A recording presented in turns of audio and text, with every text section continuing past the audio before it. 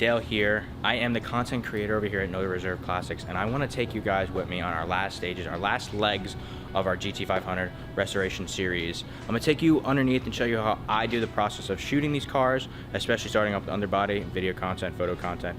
But I also have John here today to talk about what exactly we did on this restoration since we have it up in the air now. Yeah, so finally the car is back in our possession after being so long at the body shop at Sanos's, but we really knocked it out of the park for this whole vehicle, and I just want to show you the underbody right before Dale starts taking his content. If you guys remember, when we first got the car, it was still pretty solid and stout. However, it was painted black, and you know what we did for this whole underbody, as you will see it from the past, we'll just show you some flashback content of it. Well, the floors were all black, and what we decided to do is, like, if we're doing a full concourse restoration on this car, it needs to be that red oxide paint. So we actually went through this whole underbody, grinded down the bare metal, and repainted the red oxide paint. But that's not just it. That was just the first step of everything. So another thing that we did, we also, while we had the whole underbody apart, we revised all the suspension components on the car. As you can see over here, it has brand new lower control arms, rods, bushings, idler arm, everything. So when we do take this car out for a drive, you know, rest assured that the car will drive and perform perfectly fine. And you know, that's something that I make sure that, you know, all these cars are capable of doing. They're not just a showpiece you could have in your garage, but if you actually wanted to take it out for a nice day, rest assured that the car will perform just as well. And you know, moving down this whole car, you'll notice the transmission. We got this full transmission rebuilt, also back to concourse specs, so you can see all the factory markings that would have came back 50 years ago on a Shelby GT500, and you'll see that being denoted all throughout over here, as well as, you know, we kept also the VIN number on this Ford Mustang. This is the Ford Mustang VIN. Whoever does purchase the vehicle, you could compare it to the Elite Model Report that we have in the car. So the Shelby VIN number and the Ford VIN number, they match up. That number is over here. And like, moving down, like, another thing that we wanted to make sure that this car is as correct as possible is this full exhaust system. This is not the original exhaust system that we had on the car when we first got it. And again, taking another step further, just to restoring the car to its former glory, is we got this 2¼ inch exhaust system from Tony Branda. This is the correct transverse exhaust system.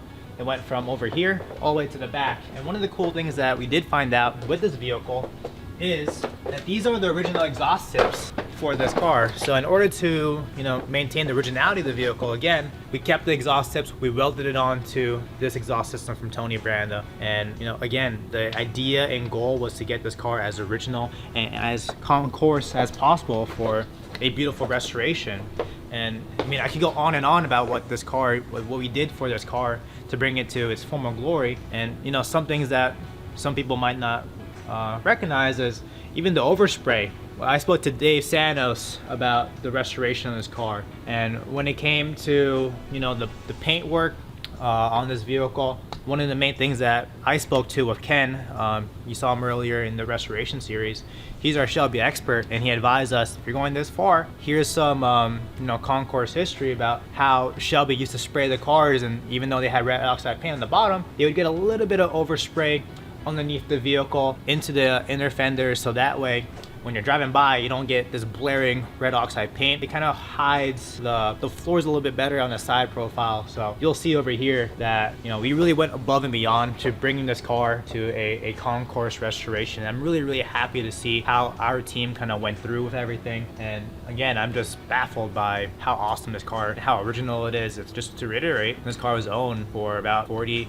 years, since 1980s, and we bought it from Illinois, I believe, and it's really a true spectacle to be in this presence of a Shelby GT500. So without further ado, you know, we're gonna move forward and start taking content of this car. We have a lot of cool things in store for you guys. With Dale, we're gonna go to a local racetrack and drive the car around, and really taking a step back in time for an awesome vehicle like this. So Dale, let's take it over. All right guys, so what I'm doing is now I am positioning my lights accordingly of how I want them to bounce off the certain area of the car. If I want to do an overall shot, like right here, I'll take for an example.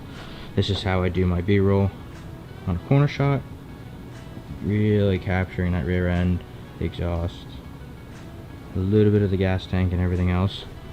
Let's move on down here. I want to get a nice shot of the exhaust to show that chambered exhaust. All right, guys, time has finally come. I'm here with John today, and we are here to unveil the final product of our 1967 GT500. Now, you guys ready? Let's do it, John. Let's unveil this.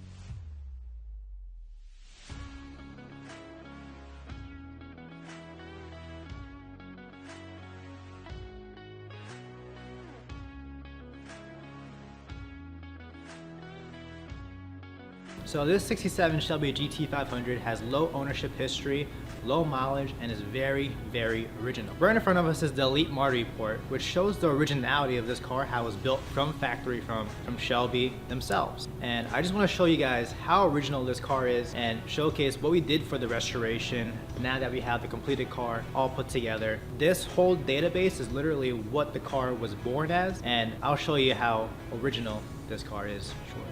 So you can see right behind me, we have the GT500 on the turntable, and I have John here as well. And John, can you tell us a little bit about why this car is such a unique vehicle to us and to everybody at home? Yes, so like I was saying earlier, this car has low ownership history. It had the same owner since 1982, and we have the title still from the previous owner pretty much untouched. Now, one of the biggest things that we wanted to preserve on this vehicle was everything that the car was born with. So with that in mind, we wanted to preserve dark moss green paint with the stripes on the side. And you know, when looking at the Elite Model Report, that's important because it shows how original the car is. Obviously, this car doesn't have the lacquered paint anymore. Now it has a base coat, clear coat on top, and it really does showcase a nice pristine body. All the metal work on the vehicle and all the metal on the car is still original. You'll see that in the previous episodes, or you know, maybe they'll put a few shots of the metalwork. But the car just preserves itself in a very pristine condition. And it's very tough to see that today. You know, this car was, you know, built in 1967. There was 2,048 of these cars built in 1967. So just imagine how many are left today. Going around the whole vehicle, this car was originally born with the inboard lights from factory. It's a very desirable option. You do get cars that have the outboard lights, but this car was born with, and it still retains these lights. And you can even see in the side, these are original headlights for the vehicle. So you'll see all the stampings for Fumoco inside each headlight. And again, going back to originality, this car, when we were restoring the vehicle, we wanted to preserve the car, and everything that was on the vehicle, we took off, restored, and put it back on. So there's actually no new components, reproduction components on the car. Everything from the vehicle, from the bumpers, chrome, the molding, is from 1967 that we restored. And you know, we take pride in trying to preserve this vehicle. One of the things that really stands out to me about this car in particular is this car was spec'd out from Shelby to have these deluxe wheels. These are the Kelsey Hayes 5-star Magnum, and you know, they do show some age. It was spec'd out the deluxe wheels from Kelsey Hayes, the 5-star Magnum wheels, and you know, these are what this set of wheels is what the car would have came with back in 1967, as shown in the Model Report. We took them, we got them all polished up, we repainted the black so everything looks nice and new. And one of the coolest things about this is not only do we have the original polyglass tires that would have came with this car, we have a full matching set of the Kelsey Hayes wheels from here. It's also in the trunk with a polyglass tire. But when we were changing out the tires on this car, we also noticed that we have a 1966 date stamped Kelsey Hayes insignia, which represents that this car, you know, this is the original factor wheel of this Shelby GT500. Now, going along the side of the car, if you notice in the original photos, so coming down the side of the vehicle, I don't know if you guys noticed, but we had an issue with the stripe of the car.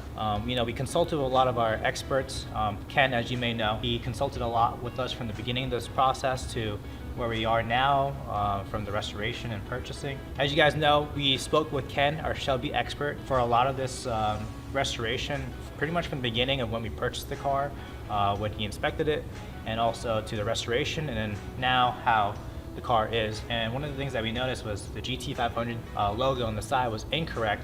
There was a big open space right here where the GT500 had like a missing block. That was incorrect, so we got the correct GT500 decal laid on the side of the car, and you know, it just, things like that really make a difference to us, especially when you're trying to do a concourse restoration. Moving along the side of the vehicle, again, like I was saying, all the chrome pieces on the car, they are original to the vehicle. They're not aluminum, they're stainless steel. We got them all redone and polished up so they actually show themselves in a really good fashion. So everything from the window trim, the drip rail moldings, the mirrors, the door handles, the latches, all that stuff was polished to perfection to showcase this car, again, in a concourse restoration. And another thing that a lot of people might take for granted is that this car still retains all of its original glass. There are a lot of car light stampings still left on the windows. We didn't want to change them out, you know, so that's something that we wanted to take into consideration. And even things that might not be noticeable, if you guys don't know, these stripes on the car, the overhead stripes that lay on top of the vehicle, they might look straight to you, but they're actually a little staggered. So the front of the stripe is actually a little bit wider than it as it comes down to the back. And again, that's something that we asked for advice from with Ken when we were restoring the vehicle. And you know, you saw the underbody, how we oversprayed everything, the inner fenders. Ideally, again and again, you know, this car was very, very original from when we first purchased it. We wanted to restore it back to its original condition. And honestly, just the exterior itself presents itself very, very nicely. And this is pretty much the cream of the crop when it comes to investment grade Shelby GT500s. Can you imagine how many are you know, left today that are original and in this kind of condition? So let's move on to the next, you know, phase. So let's move on to the next. Let's move into the interior. So let's move into the interior and show you guys what we did for this restoration. So stepping inside this interior is like going back in time. It all starts from this steering wheel. That is the original Shelby steering wheel that has date stamps on the back of it. All the gauges are correct. The AM radio is correct. You still have the SW gauges underneath the dash. You know, and as you could tell from before in the previous videos, this is the original harness bar and roll bar for the car. It has the roll down seats. And you know, one of the best things that we did when we were restoring this vehicle was we removed everything from inside the car. We restored it. We got the seats refreshed.